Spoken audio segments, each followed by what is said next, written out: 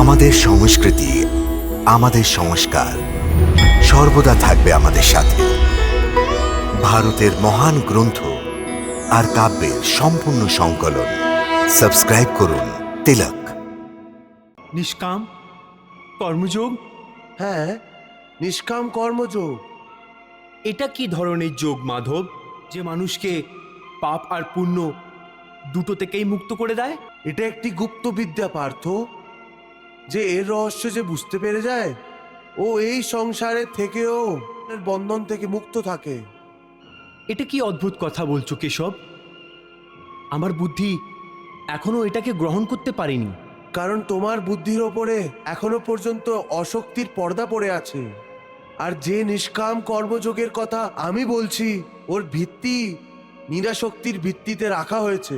তুমি কর্ম করতে পারো, কর্ম করার সংকল্পও করতে পারো, কিন্তু এর ফল পাওয়া তোমার হাতে নেই। হে মধুসূদন, আমি যেই কাজের সংকল্প করব ওই কাজটা আমি নিশ্চয়ই করব। যখন ভোজন করার নিশ্চয় করে বসবো, তাহলে এক কামড় উঠে মুখে নিশ্চয়ই রাখবো, তাহলেই তো ওটাকে খাবো। যদি ওই খাবারের এক কামড় তোমার ভাগ্যতে নেই, হ্যাঁ, তখন তুমি ওটাকে মুখ পর্যন্ত তো নিয়ে যাবে। সমস্ত ভয়, চিন্তা, দুঃখের মোহের মধ্যে আসক্তি থাকে। কর্মযোগ ফলের আসক্তিকে ত্যাগ করতে বলে, অর্থাৎ নিষ্কাম হয়ে কর্ম করতে বলে। এতে মনুষ্যের কি লাভ হয় ভগবান? লাভ এটাই হয় দেবী যে কর্মযোগ চিত্তকে শুদ্ধ এবং ভয় মুক্ত করে দেয়। ভয় মুক্ত হয়েই মানুষ নিজের জীবন আনন্দে অতিবাহিত করতে পারে। অর্জুনকে প্রভু এই রহস্যই বোঝাচ্ছেন।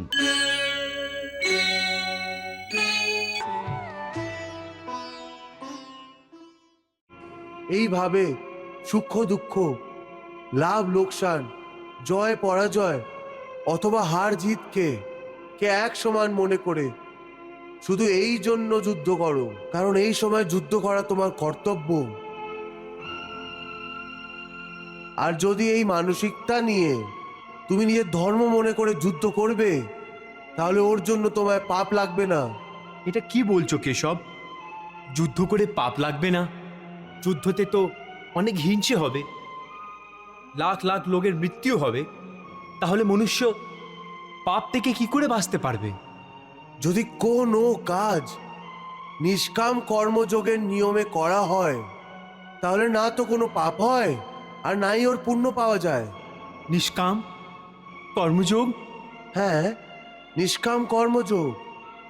এটা কি ধরনের যোগ মাধব, যে মানুষকে পাপ আর পুণ্য দুটো থেকেই মুক্ত করে দেয়?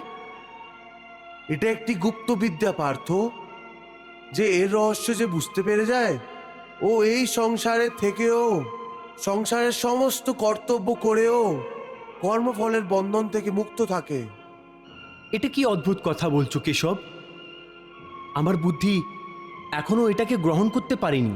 কারণ তোমার বুদ্ধির ওপরে এখনো পর্যন্ত অশক্তির পর্দা পড়ে আছে।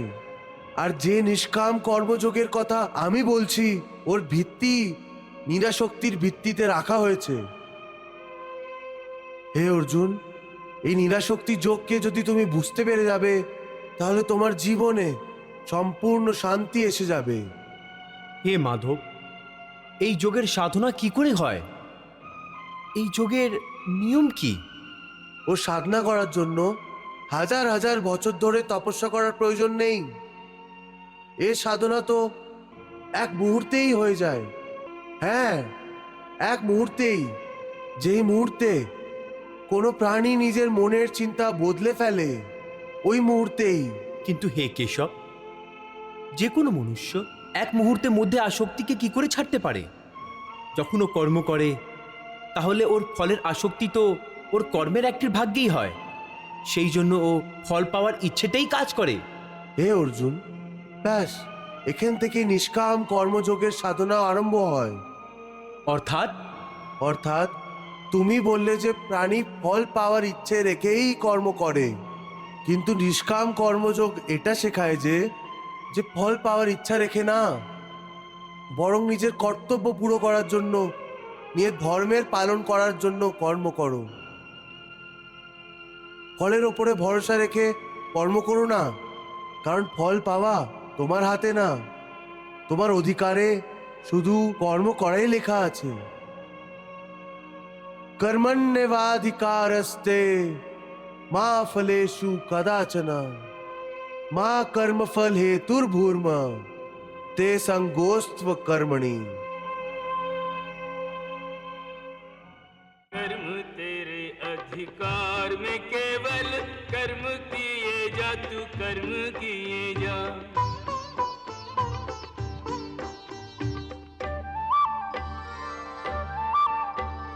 फल की इच्छा त्याग के अर्जुन, पालन अपना धर्म किए जा।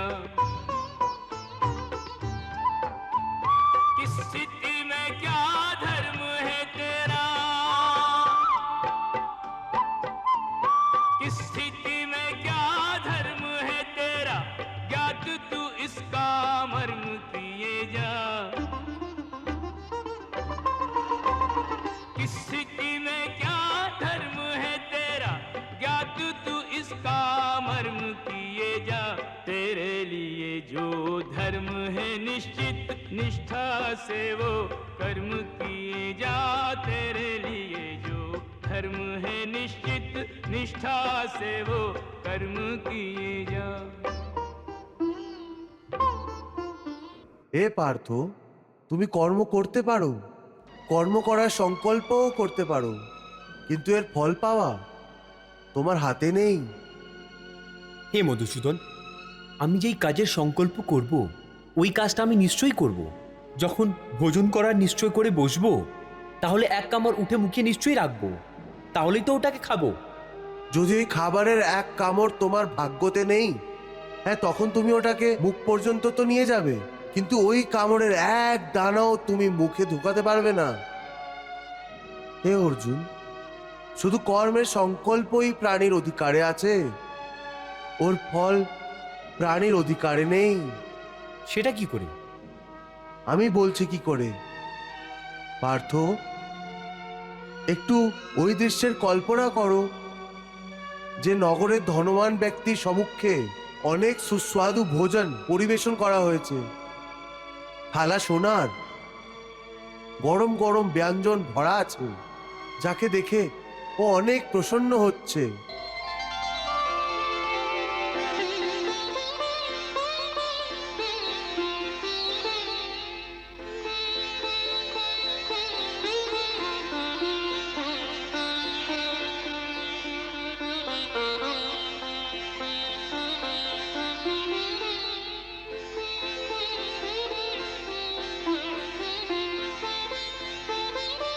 ও ভীষণই খুশি হয়ে প্রথম কামড় নেয়।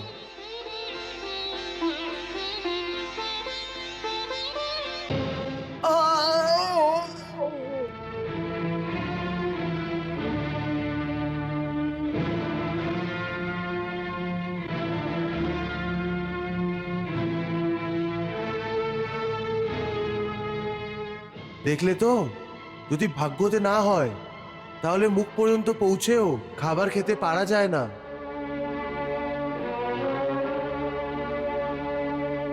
কিন্তু হে অর্জুন, এই উদাহরণের এই অর্থও না যে তুমি সব কিছু ভাগ্যের ওপরে ছেড়ে স্বয়ং অকর্মণ্য হয়ে যাও। মনে রেখো, আমি বলেছি যে মা কর্মফল হেতুর্ভূ মার্তে সঙ্গোষ্ঠ কর্মণি। হে কেশব, তোমার কথা অনুযায়ী যদি ফল ভাগ্য যদি নিজের অনুযায়ী দেয়, তাহলে প্রাণীকে কর্ম করার প্রয়োজনটা কি? কর্ম করার প্রয়োজন কি এটা জানার আগে এটা তো অবশ্যই জেনে নাও যে ভাগ্য কি, ভাগ্য কি করে তৈরি হয়। হে কেশব, ভাগ্য কি ওটা জানা তো কোনো কঠিন কাজ না। এটা তো সোজা কথা যে ভগবানের যা ইচ্ছে হয় ওটাই মানুষের ভাগ্য হয়। না অর্জুন, না, এই ধারণা সত্যি না। কেন সত্যি না? কারণ আমি কারোর ভাগ্য বানাই না, আর আমি না কোনো প্রাণীর কর্ম অথবা কর্মফলের হিসাবে দখলও দেই না। সেই জন্য প্রাণীর ভাগ্য বানানোর সময় আমার কোনো হাত থাকে না। তাহলে কে বানায় প্রাণীদের ভাগ্য? প্রাণীদের নিজের কর্ম। অর্থাৎ অর্থাৎ এই যে প্রাণী যেমন কর্ম করবে ওরমই ফল পাবে। ভালো কর্ম করলে ভালোই ফল পাবে, আর খারাপ কর্ম করলে খারাপ ফল পাবে। এই যে প্রাণীর ভালো মন্দ কর্মের ভালো মন্দ ফলের যে হিসাব নিকাশ হয় তাকেই ভাগ্য বলা হয়। নিজের পুণ্যের ফল অনুযায়ী সুখ আর নিজের পাপ কর্ম অনুযায়ী দুঃখ প্রাণীকে এই জন্মেই অথবা আগামী জন্মে ভোগ করতেই হবে, ওটাকে আড়ানো যাবে না। সেই জন্য অকর্মণ্য না হয়ে একটানা নিজের ধর্ম অনুযায়ী কর্ম করতে থাকো, আর মনে পুরোপুরি বিশ্বাস রেখো যে যেই নিয়তের সাথে তুমি কর্ম করবে ওই উদ্দেশ্য অনুযায়ী তুমি ফল অবশ্যই পাবে। কর্মের এটা অটল বিধান, এর মধ্যে কখনো কারোর সাথে অন্যায় হতে পারে না। হে অর্জুন, প্রাণীদের কোনো কর্ম নষ্ট হয় না, মানুষ নিজের সমস্ত কর্মের ফল অবশ্যই পায়। এইভাবে প্রাণীদের কর্ম অনুযায়ী ওর কর্মের ফল প্রত্যেক মানুষের ভাগ্যে লিখে দেওয়া হয়। সেই কারণেই প্রত্যেক জন্মে মানুষ নিজেরই কর্মের বন্ধনে বেঁধে যায়, আর এই কর্মের বন্ধনে বেঁধে যাওয়ার জন্যেই মানুষের আসা যাওয়া, অর্থাৎ মানুষ কয়েক জন্মের চক্রান্ততে ফেসে যায়, আরও পরিত্রাণ প্রাপ্ত করতে পারে না। কর্মের বন্ধনে আসা যাওয়া এই জন্মর সাথে কি সম্বন্ধ? মানুষ নিজের এক জন্মে যে কর্ম করে ওই কর্মের ফলের রূপে পাপ এবং পুণ্য দুটোই হয়। কখনো পাপ বেশি হয় আর কখনো পুণ্য। দুটোরই দুঃখ সুখ ভোগ করে মানুষ যে নতুন জীবনের কর্ম করে ওর হিসাব পাপ পুণ্যের খাতায় নতুন করে লিখে দেওয়া হয়। এইভাবে এই নতুন কর্মকে ভোগ করার জন্য আরো একবার নতুন জন্ম নেয়, আর জন্ম জন্মান্তরের এই ধারাবাহিকতা ক্রমাগত চলতেই থাকে। আর মানুষের আত্মার সাথে ভগবানের আত্মার মিলন হয় না, যাকে পরিত্রাণ বলা হয়। হে কৃষ্ণ, এর অর্থ তো এটা হলো পরিত্রাণ প্রাপ্ত করার জন্য মনুষ্যকে পাপ আর পুণ্য থেকে বাঁচার জন্য কোনো কর্মই করা উচিত না, সমস্ত কর্মকে ত্যাগ করে সন্ন্যাসী হয়ে যাওয়া উচিত। কোনো মানুষ অকর্মণ্য হতেই পারে না, কর্ম তো ওকে প্রত্যেক অবস্থাতেই করতে হয়। কিন্তু সন্ন্যাসী তো কর্মের ত্যাগ তো নিশ্চয়ই করে। হে পার্থ, সন্ন্যাসীরাও কর্মকে ত্যাগ করতে পারে না, নাহি ত্যাগ করতে পারবে। আমি আগেই বলেছিলাম যে সন্ন্যাসীরাও কর্ম করে, খাবার দাবার, ওঠা বসা, তপস্যা করা, সাধনা করা, এই সব কিছুই ওদের কর্ম। কর্ম থেকে কেউ কি করেই মুক্ত হতে পারে? अकर्मण्यता श्राप है, कर्म योग वरदान। कर्म किए बिन जगत में प्राणी मृतक समान, प्राणी मृतक समान। यदि प्रारब्ध ही सब कुछ है तो कर्म की आवश्यकता क्या है।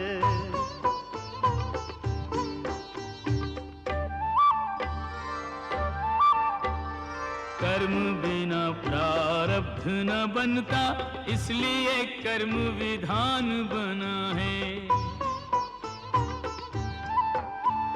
फल पर यदि अधिकारी नहीं तो, फल पर यदि अधिकारी नहीं तो कर्म का पौधा क्यों बोना है। फल पर यदि अधिकारी नहीं तो कर्म का पौधा क्यों बोना है। कर्मों के फल की प्राप्ति है अर्जुन, जन्मों का लेखा जोखा है। कर्म से हो सब धर्मों का साधन, इसलिए कर्म महत्व बड़ा है। হে কেশব, যখন কর্ম থেকে মনুষ্য মুক্ত হতে পারবে না, তাহলে ও কর্ম কি করে করবে যাতে পাপ আর পুণ্য থেকে মুক্তি পায়? হে পার্থ, এর প্রাদত্তি এই হবে যে যে মানুষ ফলের ইচ্ছা ত্যাগ করে কর্মকে নিজের ধর্ম মনে করে করুক, ফলও অবশ্যই পাবে, কিন্তু এই ফলকেও বিধানের ইচ্ছা মনে করে স্বীকার করুক।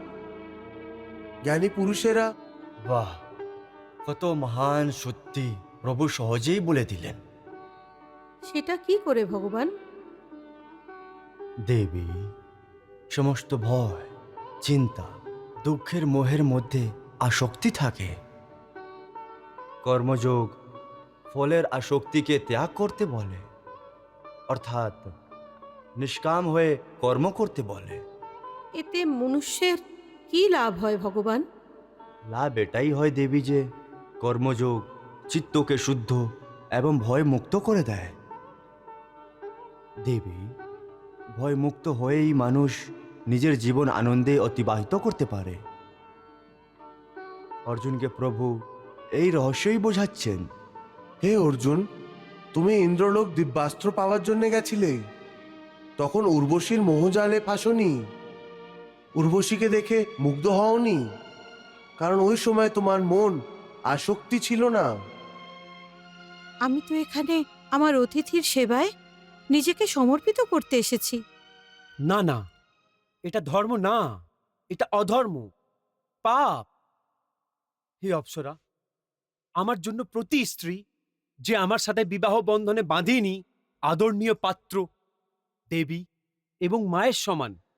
তাহলে পৃথিবী লোকের কি এটাই ধর্ম, যে এক পুরুষ এক কামাতুর স্ত্রীর আরতিকে নির্দয়ভাবে ফিরিয়ে দেয়? কিন্তু দেবী, আপনার আমার সম্বন্ধ একজন স্ত্রী পুরুষের না, বরং ধর্ম এবং ইন্দ্রলোকের নিয়ম অনুযায়ীও আপনি আমার মা। উর্বশীর কারণে তুমি অস্থির হওনি, কিন্তু আজকে তুমি কি করে অস্থির হয়ে গেছো? ওই সময় তুমি তোমার ধর্ম বলোনি, কিন্তু এই সময় তুমি তোমার ধর্ম ভুলে গেছো। এর কারণ কি তুমি জানতে চাও? হ্যাঁ কেশব। তোমার মন তোমার আয়ত্তে নেই, কারণ তুমি কর্মযোগকে আপন করে নাওনি। কি বললে?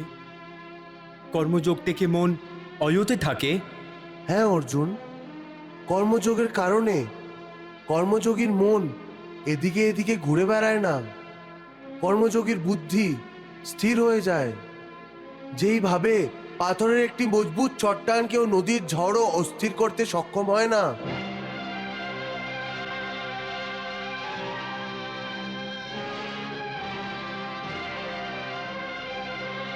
অথবা অনেক বড় জল প্রলয়ও যে পাথরকে সরাতে পারে না, ওইভাবেই কর্মযোগীর মনও না বন্যায় অস্থির হতে পারে, আর নাই আবেগের ঝড়ে খণ্ড খণ্ড হতে পারে।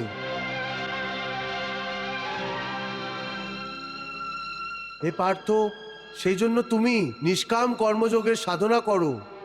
আর নিষ্কাম কর্মযোগের সবচেয়ে বড় বিশেষতা এই যে তুমি কর্ম করার সময়ও কর্মের বন্ধনে বেঁধে থাকবে না।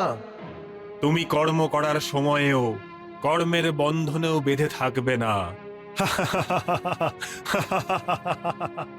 এটা কি বলছে কৃষ্ণ?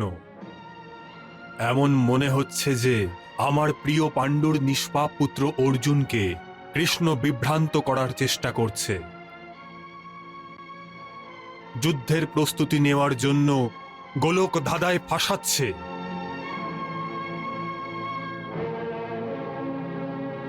হে কেশব, তুমি আমাকে কোন ভুল ভুলাইয়াতে ফাঁসাচ্ছ?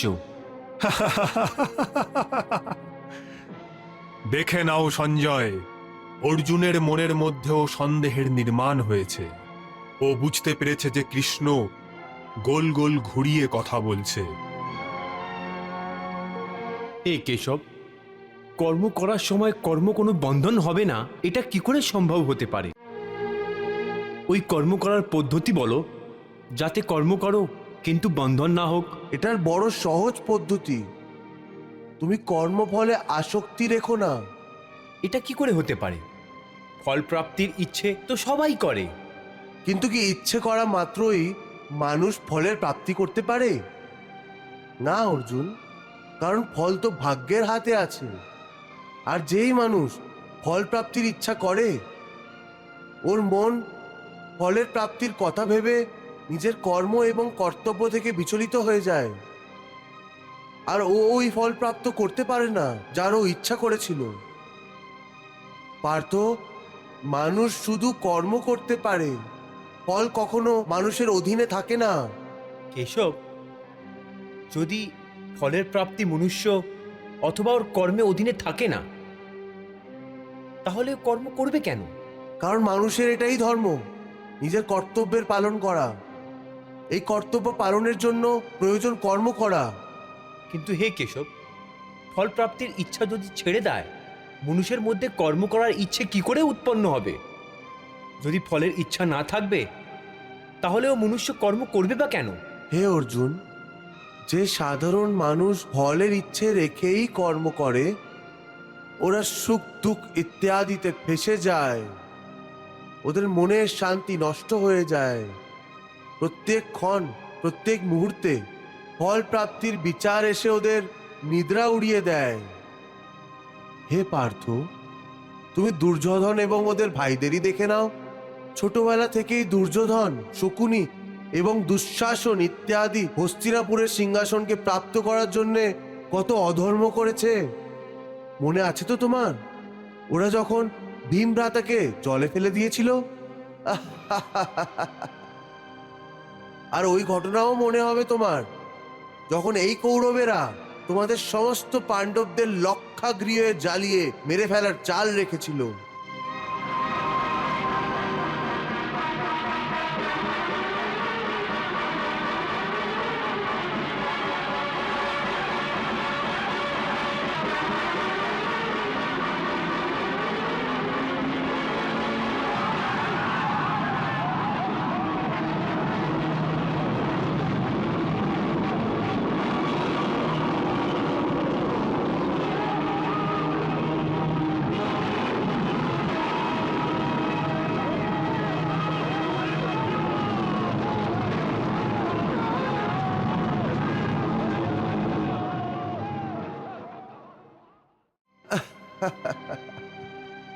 কত আশ্চর্যজনক চাল ছিল ওদের!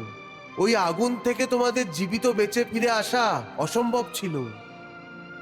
কত যোজনাবদ্ধ কর্ম ছিল, কিন্তু এই কর্মের ফল কি ওরা পেয়েছে? না, কারণ ভাগ্যের পরিকল্পনা কিছু আরো ছিল। এইভাবে ওদের ইচ্ছের বিরুদ্ধে যখন সমস্ত চেষ্টা ব্যর্থ হয়ে যায়, তখন ওরা তোমাদের সবাইকে ছল কপটের মাধ্যমে 12 বছরের জন্য বনবাস এবং 1 বছরের জন্য অজ্ঞাতবাসে পাঠিয়ে দেয়। 8 8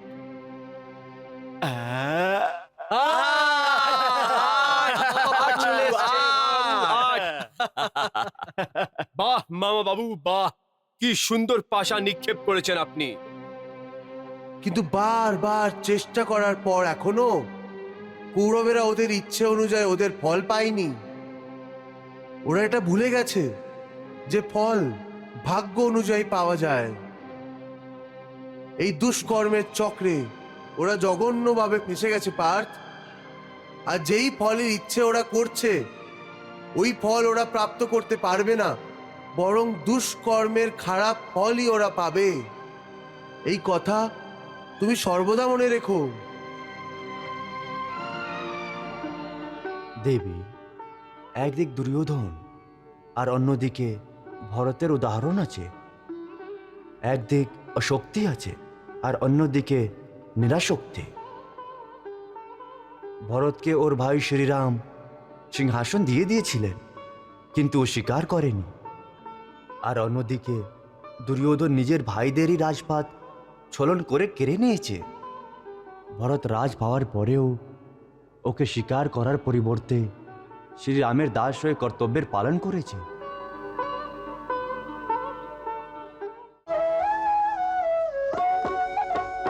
राम भक्त ले चला रे राम की निशानी, राम भक्त चला रे राम की निशानी शीश पर खड़ा हूँ अखियों में पानी राम भक्त ले चला रे राम की निशानी দেবী, এই হলো একজন মহান যোগীর উদাহরণ, যা পূর্ণরূপে নিরাসক্ত।